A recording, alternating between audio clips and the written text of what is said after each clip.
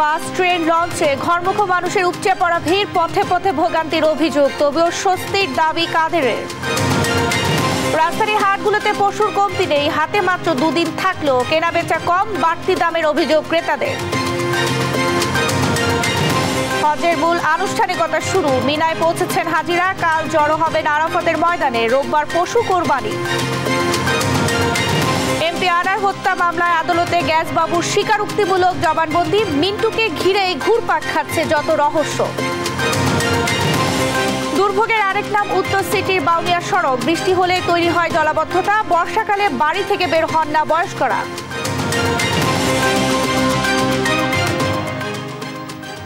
সংবাদ রাতে দেখছিলেন একেএস টিম টিভির সংবাদ শিরোনাম, সঙ্গে আছি আমি শারমিন নাসি। এবারে বিস্তারিত। প্রিয়জনের সঙ্গে ঈদের আনন্দ ভাগাভাগি করে নিতে বাড়ির পথে ঘরমুখো মানুষ। পথে পথে ভোগান্তি থাকলেও ঈদের আনন্দ যেন কোনো বাধা মানে না। সকাল থেকেই মহাসড়কে ছিল গাড়ির দীর্ঘ লাইন। ট্রেনে তুলনামূলক স্বস্তি থাকলেও ছিল বিলম্বে ট্রেন ছাড়ার ভোগান্তি। আর পদ্মা সেতু যেন পাল্টে দিয়েছে ঈদের আগের লঞ্চ ঘাটের চিত্র। বিস্তারিত ডেস্ক রিপোর্টার। শুক্রবার সকালে সাভারের নবীনগর চন্দ্রা মহাসড়কের বারুইপাড়া এলাকার চিত্র এটি। যানবাহনের দীর্ঘ সারি, থেমে থেমে চলছে গণপরিবহন। ট্রাক, পিকআপ ভ্যান যে যেভাবে পারছেন রওনা দিচ্ছেন বাড়ির উদ্দেশ্যে। এতে মহাসড়কে বেড়েছে যানবাহনের চাপ। অতিরিক্ত গাড়ির চাপ ও একাধিক দুর্ঘটনার কারণে টাঙ্গাইলের এলেঙ্গা থেকে রাবনা বাইপাস এলাকা পর্যন্ত প্রায় 7 কিলোমিটার এলাকায় থেমে থেমে যানজটের সৃষ্টি হয়। এতে ভোগান্তিতে পড়েন চালক ও যাত্রীরা। ঢাকা, চট্টগ্রাম ও সিলেট মহাসড়কের নারায়ণগঞ্জের অংশে চাপ বেড়েছে যানবাহনের। তবে নির্ধারিত সময়ে বাস না আসা ও বাড়তি ভাড়ায় বিপাকে পড়েছেন সাধারণ মানুষ। টিকিট পাওয়া যাচ্ছে কিন্তু গাড়ি নেই।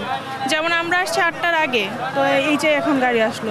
অনেক মানুষের ভিড়, টিকিট পাইতে গেলে অনেক সময় লাগবে, দীর্ঘ সময় বসে থাকা লাগবে। মহাসড়কের নিরাপত্তা ও শৃঙ্খলা রক্ষায় একযোগে কাজ করছে জেলা, হাইওয়ে ও গাজীপুর মহানগর পুলিশ। আমাদের প্রতিটা কৌশলগত পয়েন্টেও কিন্তু আমাদের রেকার আছে, যে কোনো গাড়ি নষ্ট হলে সাথে সাথে কিন্তু আমরা সেটা রিমুভ করে ফেলছি। এছাড়া প্রতিটা পয়েন্টে আমাদের লোক আছে, যে কোথাও আমরা কিন্তু অবৈধ পার্কিং করতে দিচ্ছি না, কোনো গাড়ি অবৈধভাবে উঠানামা করতে দিচ্ছি না। শুক্রবার সকাল থেকে দৌলতদিয়া ফেরিঘাটে চাপ থাকলেও ভোগান্তি ছাড়া পারাপার হচ্ছে যাত্রী ও যানবাহন। ঈদ যাত্রীর উপচে পড়া ভিড় রাজধানীর বাস টার্মিনালগুলোতেও। টিকিট সংগ্রহ করতে দাঁড়াতে হচ্ছে লম্বা লাইনে। ঈদ আনন্দের কাছে তুচ্ছ টিকিট কাটার ভোগান্তি। হ্যাঁ, আনন্দ তো অবশ্যই অনেক ভালো। যাচ্ছি ময়মনসিংহ, হ্যাঁ অনেক কষ্ট হচ্ছে, তারপর অনেক ভালো লাগছে। এত ভিড় ঠেলে যাচ্ছি, তারপর ঈদের জন্য যাচ্ছি, এটার জন্য একটা আলাদা আনন্দ। অবশ্য অভিযোগ আছে বাড়তি ভাড়া নেয়ার। 200 টাকা করে মানে ন্যায্য ভাড়া, 300 টাকা ঈদের জন্য দিলাম, কিন্তু এখন 400 টাকা বলতেছে কিভাবে? 500 টাকা হঠাৎ করে বাড়া হয়ে গেল রাতারাতি, লোকজন দেখে এটা তো আসলে হয় না। ব্যস্ত নগরী ঢাকা ছেড়ে ট্রেনে চেপে ঈদ উদযাপনে গ্রামে যাচ্ছে নানা শ্রেণী পেশার মানুষ। যথাসময়ে স্টেশনে পৌঁছাতে না পারায় অনেকেই দৌড়ে ট্রেনে উঠতে দেখা গেছে। জুবায়ের রাজিন, নিউজ ডেস্ক, দেশ টিভি। এবারে ঈদ যাত্রা স্বস্তিদায়ক হচ্ছে দাবি করে সড়ক পরিবহন ও সেতু মন্ত্রী ওবায়দুল কাদের বলেছেন, রাস্তার জন্য কোথাও যানজট হচ্ছে না। শুক্রবার ধানমন্ডিতে আওয়ামী লীগ সভাপতির রাজনৈতিক কার্যালয়ে এক সংবাদ সম্মেলনে তিনি এই কথা বলেন। অপরাধ করলে দলীয় লোক হলেও ছাড় দেওয়া হবে না বলে সাফ জানিয়ে দেন ওবায়দুল কাদের। তৌফিক মাহমুদ মুন্নার রিপোর্ট। শুরু হয়েছে ঈদ যাত্রা। ঈদ করতে লাখ লাখ মানুষ এখন বাড়ির পথে। প্রতি বছর ঈদের সময় অসহনীয় ভোগান্তিতে পড়েন যাত্রীরা, ঘটে প্রাণহানির ঘটনাও। এমন বাস্তবতায় শুক্রবার সকালে আওয়ামী লীগ সভাপতির রাজনৈতিক কার্যালয়ে কথা বলেন দলের সাধারণ সম্পাদক ওবায়দুল কাদের। বলেন, সড়কে চাপ আছে কিন্তু যানজট নেই, ফলে রাস্তায় কোথাও কোনো যানজট হচ্ছে না। গত কয়েক বছর ধরে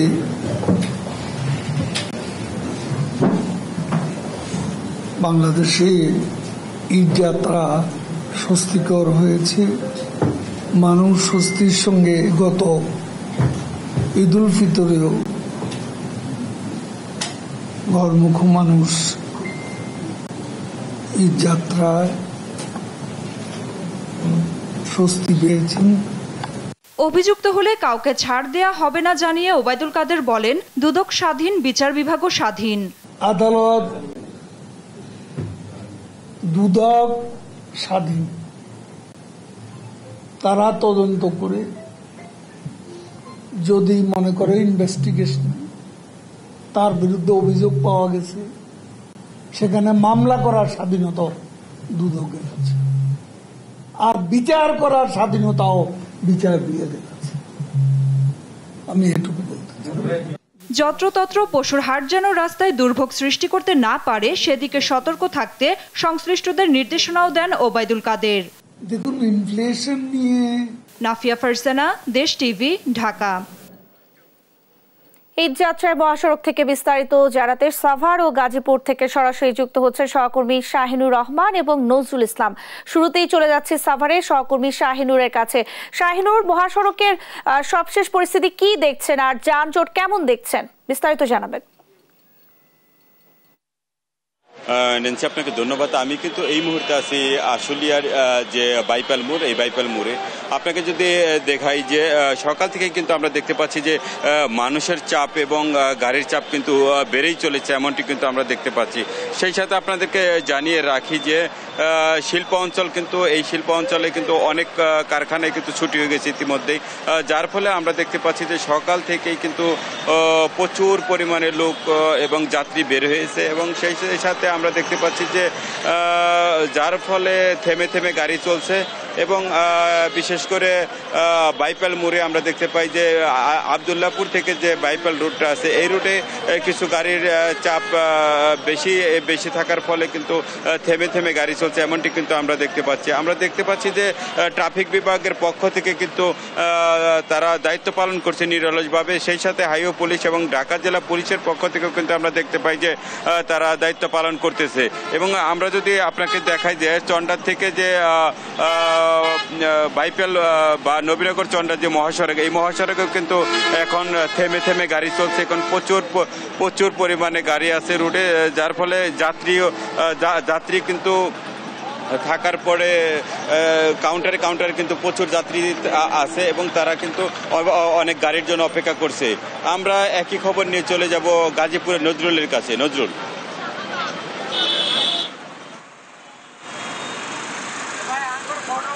ধন্যবাদ শাহিন আপনাকে। আপনি যেমনটা বলছিলেন, আপনি জানেন যে সকাল থেকেই কিন্তু ঈদে ঘরমুখী মানুষের চাপ সড়ক এবং মহাসড়কগুলোতে বাড়তে থাকে। আমি যেখানটা দাঁড়িয়ে রয়েছি চান্দনা চৌরাস্তা এলাকা, এখানে কিন্তু 5টি স্পটকে কিন্তু বেছে নিয়ে তারা কিন্তু ভ্রাম্যমাণ আদালত, ম্যাজিস্ট্রেট এবং পুলিশ কিন্তু কাজ করছেন। এবং আপনারা জানেন যে সারাদিনই কিন্তু আপনার কোথাও কোনো যানজটের আমরা খবর পাইনি এবং সারা শহর জুড়েই কিন্তু, সারা এলাকা জুড়েই কিন্তু সাধারণ যে ঘরমুখী মানুষ রয়েছেন তারা কিন্তু স্বস্তিতেই বাড়ি যেতে পেরেছেন। কিন্তু আমরা দেখতে পেয়েছি যে প্রতিটি স্ট্যান্ড এবং বাস কাউন্টারগুলো যেখানে রয়েছে, সেই কাউন্টারগুলোতে কিন্তু সাধারণ ঈদে ঘরমুখী মানুষের কিন্তু একটু চাপ বেশি রয়েছে। অর্থাৎ এখানে কিন্তু যে যার গন্তব্যে যাওয়ার জন্য কিন্তু চেষ্টা করছেন এবং টিকিট কাউন্টারে কিন্তু যাত্রীর তুলনায় গাড়ি কম থাকার ফলে কিন্তু আমরা দেখতে পেয়েছি যে মানুষ কিন্তু বিভিন্নভাবে ট্রাকে, বাসে এবং মোটর সাইকেলে করেও কিন্তু যাচ্ছে। আমি দেখাতে যদি চাই আপনাকে যে এখানে কিন্তু আপনার মানুষ কিন্তু কষ্ট করে, অর্থাৎ নারীর টানে তারা বাড়ি যাবে এটাই স্বাভাবিক, কিন্তু প্রচণ্ড কষ্ট করে, অর্থাৎ তারা কিন্তু ট্রাকে চড়ে কিন্তু একটু কমের আশায়, গাড়ি ভাড়া একটু কম, এই কারণে কিন্তু খোলা ট্রাকের মধ্যে বসে কিন্তু তারা যাওয়ার চেষ্টা করছেন। এবং গরুর যে গাড়ি রয়েছে, সেই ফেরত গাড়ি, সেই গাড়িতেও কিন্তু সাধারণ যে ঘরমুখী মানুষ তারা কিন্তু যাওয়ার চেষ্টা করছেন। তো আমি যেখানটায় দাঁড়িয়ে রয়েছি ঢাকা টাঙ্গাইল মহাসড়কের, এখানে কিন্তু আমি দুপুরের পর থেকে কিন্তু যে যাত্রীদের সেটা কিন্তু চাপ বেড়ে যায়। এবং আপনারা জানেন যে আগামীকাল কিন্তু শেষ ধাপের ছুটি, অর্থাৎ পোশাক কারখানাগুলো কিন্তু আগামীকাল যে শেষ ধাপের ছুটি এবং পুলিশের কিন্তু আপনার শেষ ধাপের ছুটি, এই কারণে কিন্তু মহাসড়কে চাপ একটু বাড়তে পারে, সেই ধরনের প্রস্তুতি কিন্তু পুলিশ প্রশাসন রেখেছেন। এবং পাশাপাশি আমরা দেখেছি গুরুত্বপূর্ণ পয়েন্টগুলোতে ভ্রাম্যমাণ আদালত, ম্যাজিস্ট্রেট যাতে কোনো অনিয়ম না হয় রাস্তায় এবং মানুষ যেন স্বস্তিতে বাড়ি যেতে পারে, এর জন্য কিন্তু তারা নানা রকমের ব্যবস্থা নিয়েছেন। তো আমরা সমস্ত এলাকায় ঘুরে দেখেছি যে এখন পর্যন্ত কিন্তু কোথাও কোনো আপনার দুর্ভোগের কোনো সংবাদ আমরা পাইনি। মানুষ কিন্তু স্বস্তিতেই বাড়ি যাচ্ছে। এই ছিল আমার কাছে গাজীপুর চৌরাস্তা এলাকা থেকে ঢাকা টাঙ্গাইল মহাসড়ক থেকে সর্বশেষ। নজরুল, আপনাকে ধন্যবাদ। সেই সঙ্গে শাহিনুর, আপনাকেও ধন্যবাদ জানাচ্ছি। দর্শক, ঈদযাত্রা মহাসড়কের খবরাখবর জানাচ্ছিলেন আমাদের সহকর্মীরা। এবারে ঈদ যাত্রার লঞ্চের খবর জানাতে সদরঘাট থেকে যুক্ত হচ্ছেন সহকর্মী কায়েস রাহাত। রাহাত, সদরঘাটে ঘরমুখো মানুষের ভিড় কেমন দেখছেন বা ওদের কোনো অভিযোগ আছে কিনা আমাদের জানাবেন।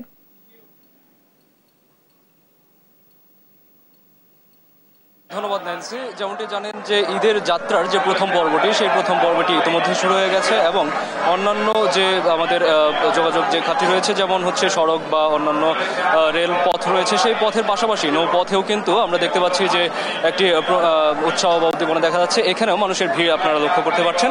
কিন্তু যেহেতু এখন অনেক রাত হয়ে গিয়েছে এবং ইতোমধ্যে বেশ কয়েকটি এলাকার শেষ যে লঞ্চটি সেটি ইতিমধ্যে ঘোষণা দেওয়া হয়ে গেছে বা বেশ কয়েকটি লঞ্চ চলেও গিয়েছে, তো সেই কারণে দেখা যাচ্ছে যে এখন যাত্রীর পরিমাণটা কিছুটা কম। অন্যদিকে এই ঈদ যাত্রার ক্ষেত্রে যাত্রীর ভোগান্তির প্রসঙ্গে যদি আসি, তাহলে এখানে দেখা যাবে যে ভোগান্তিটা গতবারের তুলনায় বা বিগত যতগুলো বছর গিয়েছে ঈদের, সেটার তুলনায় হয়তো এখন কিছুটা কম। এর পেছনে যাত্রীরা যে কারণটি বলছেন বা অনেক কর্তৃপক্ষের ভিতরেও যে কারণটি বলা হচ্ছে, সেটি হচ্ছে যে পদ্মা সেতু হয়ে যাওয়ার কারণে দক্ষিণ অঞ্চলের যে মানুষ যারা রয়েছিলেন, যে যাত্রীগুলো ছিলেন, তারা অনেকেই দেখা যাচ্ছে যে সড়ক পথেই তারা তাদের নিজস্ব গন্তব্যে পৌঁছে যাচ্ছেন। তো সেই ক্ষেত্রে লঞ্চের উপরে এখন একটু চাপ কম যাচ্ছে, যার কারণে দেখা যাচ্ছে যাত্রীদের ভোগান্তিটা তুলনামূলক কিছুটা কম।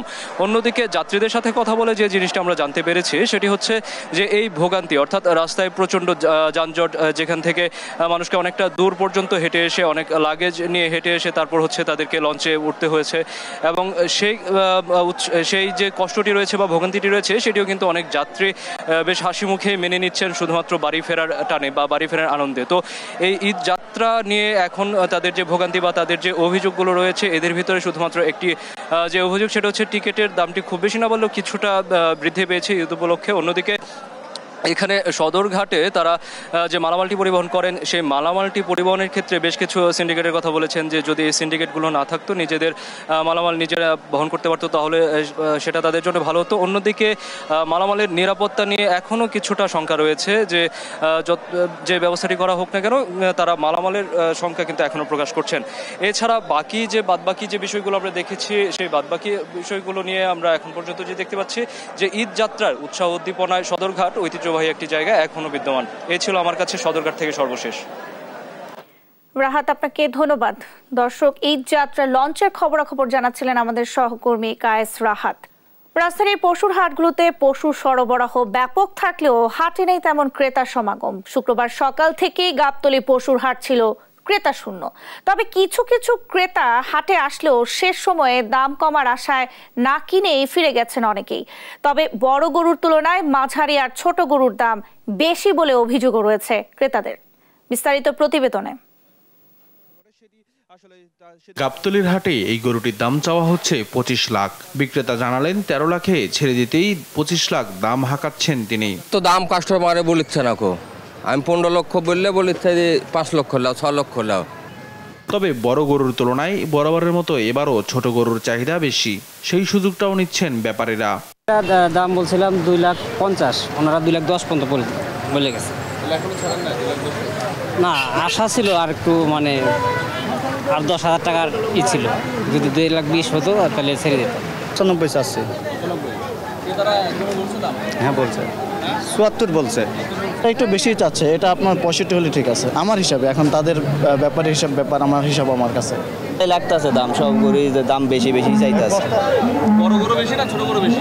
ছোট গরুই বেশি চাহিদা, বেশি ছোট গরু।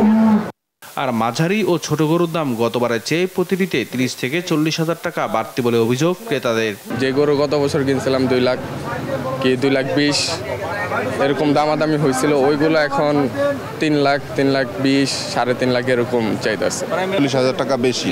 এবং আমি যদি এটা মানে মাংস যেভাবে কিনি আমরা, ওই হিসাবে কনভার্ট করলেও 40,000 টাকা বেশি আছে। বছর এবারে 20-30,000, 40,000 টাকা করে এক একটা গরুর দাম বেশি চাইতেছে। তবে শনিবার ও রবিবার গরুর দাম কিছুটা কমতে পারে বলে মনে করছেন ক্রেতারা। আর বিক্রেতারা মনে করছেন আগামী 2 দিনে হাটে ক্রেতার সংখ্যা বাড়তে পারে। নিয়াজ মুর্শেদ, দেশ টিভি, ঢাকা। সৃষ্টিকর্তার ডাকে সাড়া দিয়ে পবিত্র মক্কায় জড়ো হয়েছেন বিশ্বের নানা প্রান্তের লাখ লাখ ধর্মপ্রাণ মুসল্লি। ইহরামের কাপড় পরে উপস্থিত হয়েছেন মিনায়।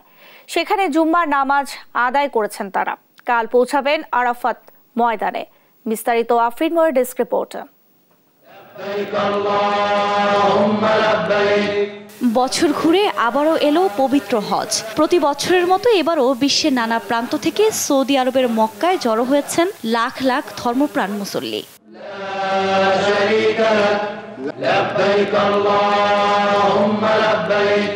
সেলাইবিহীন কাপড়ে বৃহস্পতিবার সন্ধ্যায় মিনার পথে যাত্রার মধ্য দিয়ে শুরু হয়েছে হজের মূল আনুষ্ঠানিকতা। হজ মুসলমানদের জন্য ইসলাম ধর্মের 5টি স্তরের একটি।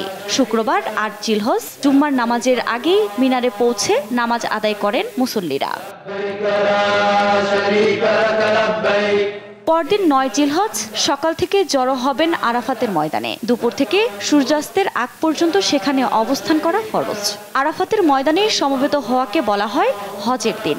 লাব্বাইক আল্লাহুম্মা লাব্বাইকে মুখরিত হবে আশপাশ। দিলটি ইয়াউমুল আরাফা নামেও পরিচিত।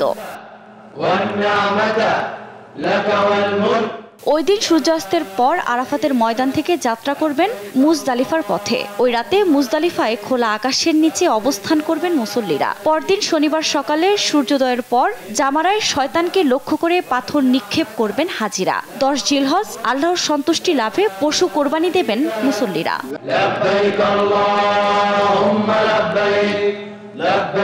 এরপর তাওয়াফ করবেন কাবা ঘর। সেখান থেকে হাজিরা ফিরে যাবেন মিনায়। টানা 2 দিন শয়তানকে পাথর নিক্ষেপের মধ্য দিয়ে শেষ হবে হজের আনুষ্ঠানিকতা।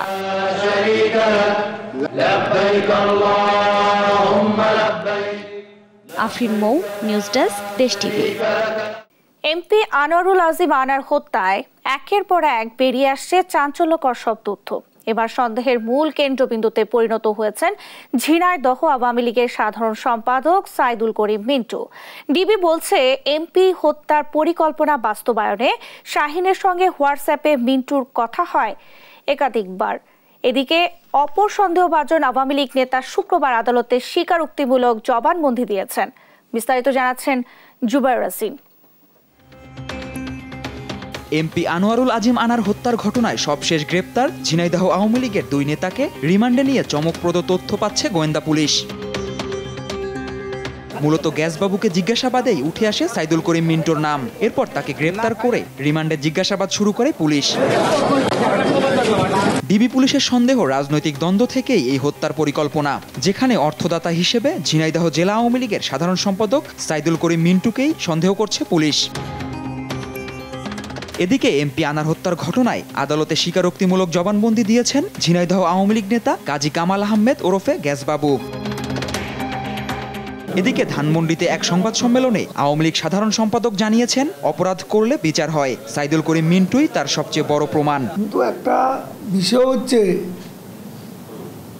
মামলা হওয়ার আগে এবং মামলা শাস্তি হওয়ার আগে নিয়ম অনুযায়ী কাউকে অপরাধী বলা যায় না, এটাই খুব স্বাভাবিক। কিন্তু ওই সৎসাহস আওয়ামী লীগের আছে। জেলার জেনারেল সেক্রেটারি আজকে রিমান্ড। জুবাইর রাজিন, দেশ টিভি, ঢাকা। সরকারের পদত্যাগ ছাড়া দেশের সংকট থেকে উত্তরণের পথ নেই বলে মন্তব্য করেছেন বিএনপির ভাইস চেয়ারম্যান শামসুজ্জামান দুদু। যে কোনো সময় সরকারের পতন ঘটতে পারে বলেও দাবি তার। দেশের অর্থনীতি রসাতলে নিয়ে গেলেও সরকার স্বীকার করছে না দাবি করে বিএনপি চেয়ারপারসনের উপদেষ্টা আব্দুস সালাম বলেন, দুর্বিষহ জীবন থেকে বাঁচতে চাইলে মানুষকে রাজপথে নামতে হবে। বিস্তারিত সাইফুল রিপনের প্রতিবেদনে। বিএনপির প্রতিষ্ঠাতা জিয়াউর রহমানের 43তম শাহাদাত বার্ষিকী উপলক্ষে রাজধানীর মওলানা ভাসানী মিলনায়তনে হতদরিদ্র মানুষের মাঝে ঈদের পোশাক বিতরণের আয়োজন করে জিয়া প্রজন্ম দল।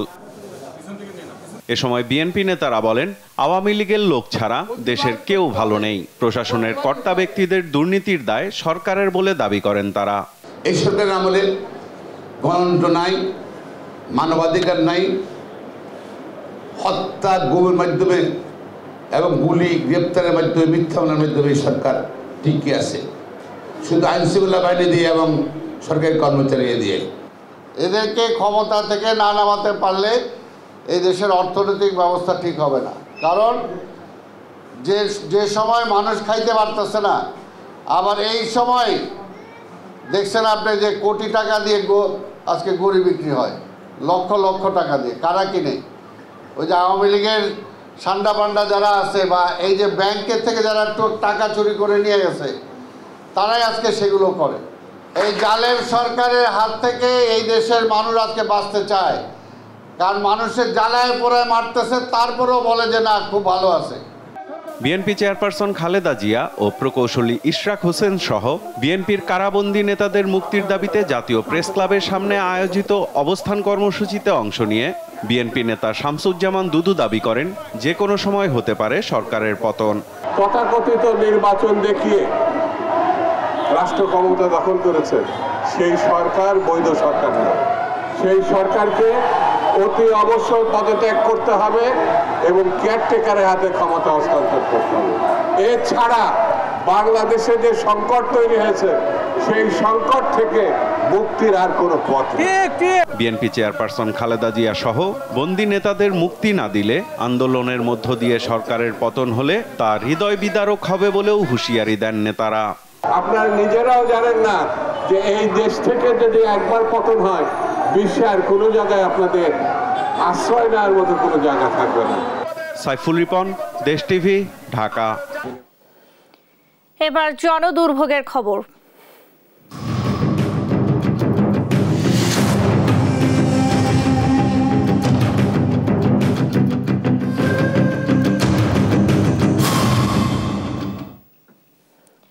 ভাঙা রাস্তা ও জলাবদ্ধতায় চরম বিপাকে রাজধানীর উত্তরার বাউনিয়া সড়কের চলাচল করা যাত্রীরা।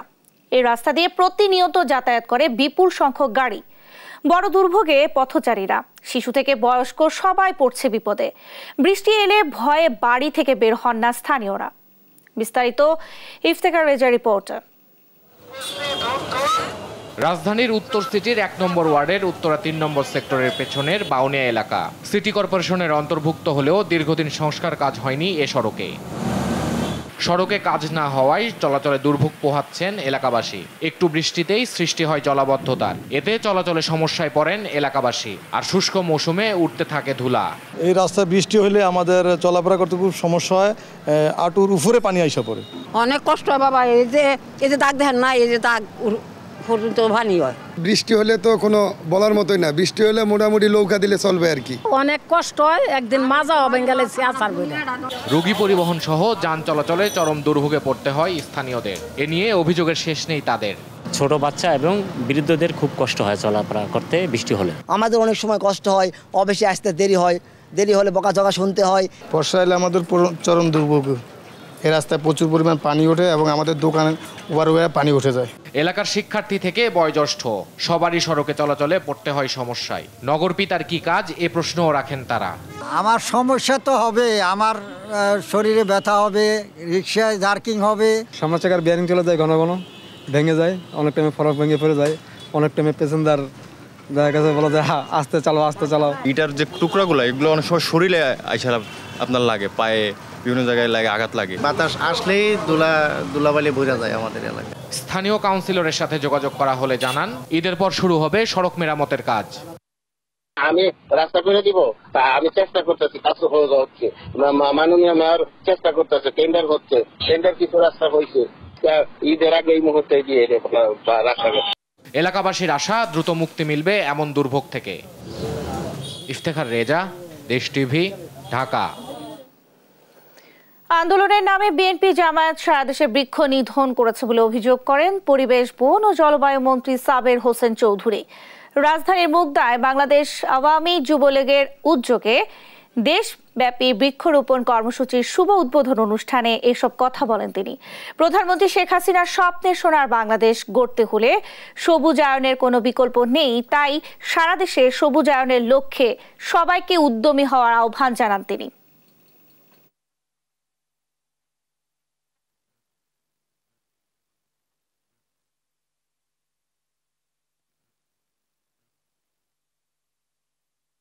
আমাদের প্রিয় নেত্রী জননেত্রী শেখ হাসিনা এটা প্রমাণ করেছেন যে আমরা শুধু দেশকে স্বাধীন করি নাই, আমরা দেশকে সমৃদ্ধির দিকে এগিয়ে নিয়ে যাচ্ছি। বিগত সময়ে আমরা দেখেছি আন্দোলনে বিএনপি গাছ কিভাবে কর্তন করেছে, কিভাবে বৃক্ষ কর্তন করেছে।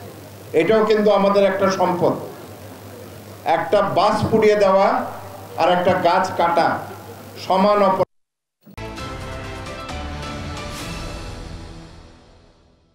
মিয়ানমার থেকে গোলাগুলির কারণে দীর্ঘ এক সপ্তাহ বন্ধ থাকার পর বিকল্প পথে সেন্ট মার্টিনে খাদ্যপণ্য পাঠানো হয়েছে।